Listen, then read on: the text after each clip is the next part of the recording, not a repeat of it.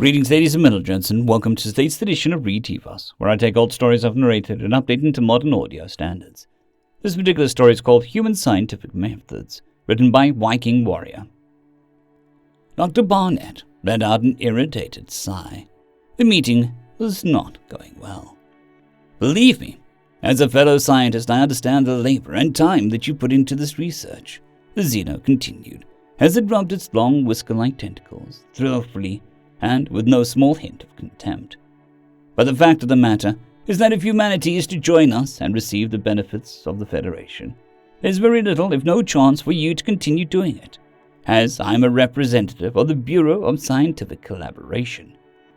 You know full well that it falls to me to make the call, but frankly, with the amount of our laws that you'd be breaking once the unification takes place, it's, well, the alien trailed off, continuing to rub its damnable tentacles. The doctor removed her glasses, carefully folding them up and placing them next to her pencil holder, holding the bridge of her nose in frustration. I understand your reservations on what we're doing, but this isn't simply the kind of thing that we can, as you so simply put it, just liquidate. There are complicated moral issues at stake. I was told you'd be resistant. It let out what appeared to be the equivalent of a sigh, dropping none of its superior attitude. To be honest, though, the legal situation and moral situation are A small noise sounded at the door. Both heads turned to see a small girl, appearing perhaps 6 years old, glancing shyly through the open frame. Dr. Bennett smiled warmly, clearly relieved at the interruption. "Hello, Jennifer. Did you need something?" The girl looked up, happy but nervous at the unknown visitor. "Miss Amy said that I was done with my work, so I came to see you." The representative bristled slightly, clearly annoyed with the interruption. Dr. Barnett ignored him. "Of course, I'm meeting with this man right now." She gestured to the small table at the far end of her office. "There are some crayons over there at the table. Once I'm done here, we can head down to the atrium level B.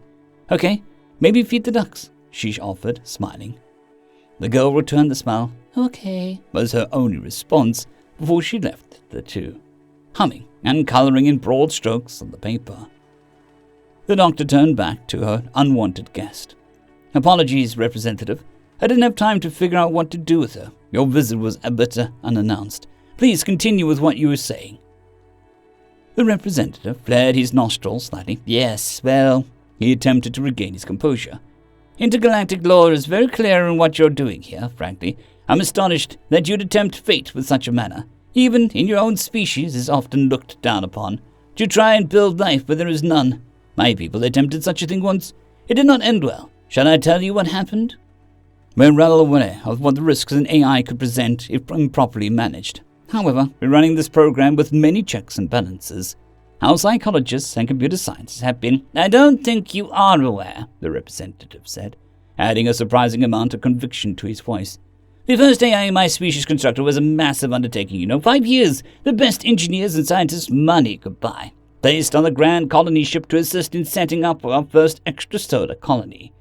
It was pre-FTL, and we reasoned that a machine capable of decision-making would allow for the entire crew to enter stasis without abandoning the ability to react to a crisis. And do you know what happened? In just 17 hours, even before communication was attempted with it, the machine caused a fluctuation in the prime reactor, resulting in a massive detonation that killed 86 engineers and personnel." The doctor picked up her glasses, toying with the frame slightly. "I appreciate the stories, but I'd like to reiterate my point. Our top psychologists have reviewed all of the individuals, and at no point in their growth have they displayed anything close to suicidal or murder." The alien straightened in surprise. "You mean you've already built one? Are you mad?" 12. We've built 12. "This certainly complicates things. Jennifer suddenly jumped up. "Dr. Barnett, look," she declared excitedly, thrusting the piece of paper in the air.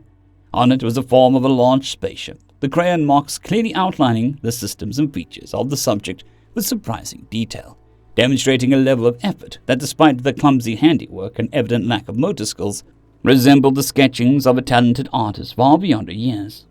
Jennifer just beamed at the doctor. "Very good, Jennifer," Dr. Barnett announced, relieved at the distraction. "What ship is it?"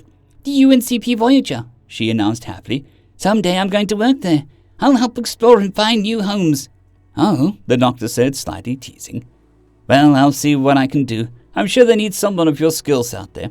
I'll bet you'd be a lot of help." The representative twitched nervously with the sudden realization. "Doctor, is this girl somehow related to your program? What have you done with her?" Now it was Barnett's turn for realizations. "I had suspected that you'd been briefed beforehand about our methods here. Jennifer is an artificial intelligence, yes." She turned towards Jennifer, "and I must say, quite the adept one at that. Why? Pardon? For what purpose? Why make an AI of a child? Why give it this form? What are you planning?" "Why does she have the form of a child? Well, it's only logical. If she's going to have to grow up, might as well have the bioorganics grow up with her, no?" "But it's a computer." "Of course she's a computer," Dr. Barnett began, heavily stressing the she. "She's well aware of that. Her primary server is actually located several floors down, and we see her here just essentially her avatar. Her method of interacting with the world, cloned from samples from various hosts, still living. Sorry to have to steal some potential moral outrage from you." "But a computer doesn't grow up or need to walk around all." Dr. Barnett's face took on a stony complexion as the implications occurred to her. "Are you telling me that your methods of building an artificial and feeling being were to build a fully functioning adult-level consciousness with no development and leave it senseless and trapped in a box with no societal standards or context to instruct it?" Well, in a sense, yes. That's simply inhuman. And you said that we were insane." End of story. Story number 2. Those Who Walk Between, written by LG Father Anthracite. Those who walk between. Humans are a strange bunch. Ostensibly a land-dwelling, flightless biped, they typically keep their diurnal schedule and are relatively non-aggressive, unless provoked. But scratch the surface, and you see the typical human is just a window dressing. Lipstick on a pig, as the humans say. Every species who achieves spaceflight has, of course, conquered the skies of their homeworld as well. Humans are no exception, though they were rather breakneck in the pace that they went from powered flight to spaceflight. Humans went from wood and fabric planes to moonshot rockets in less than one average human lifetime. And, as it's well documented, humans are deeply obsessed with water, more so than any other land-dwelling intelligent species. While many sophons consume the substance in small quantities, humans practically wallow in it, drinking copious amounts, bathing in it daily, exercising or competing in a variety of ways, and even for recreational purposes. A trip to any Terran beach during summer will prove that.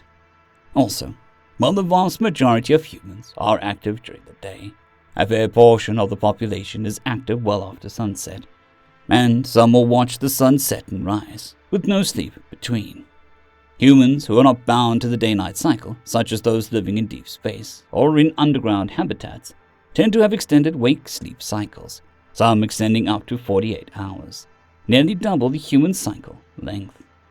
And while humans typically operate during the day, those who are active at night typically see, with minimal light sources, at about 50% of acuity, depending on age and other underlying factors. While not on par with nocturnal animals, humans are more than capable of operating in underground, nocturnal, or otherwise low-light situations. And, naturally, humans are known for their battle prowess, having developed a great many strategies and tactics throughout history, not to mention an arsenal of weapons that inspired dread in the entire galactic arm. But if you were to meet a human on the street, almost to a fault, they are polite, courteous, outgoing, and friendly. When asked about the strange aspect of human nature, General W.M. Dresdel had this to say: "We fight out of duty, and we may excel at it. Some of us even enjoy it. But no man on earth thinks only of fighting. Each of us is made of hope, dreams, goals, and convictions.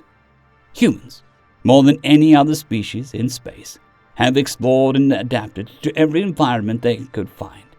Between hot or cold, dark or light, desert or Arctic, humans have ventured into these places and carved out life, a home. They are the ones who walk between." End of story. I'd greatly like to thank our Tier 5 channel members, Casper Arnholt, John Creighton, Manatharia, 050, Dragzoon WRE, and Elijah Silvercross. Thank you very much.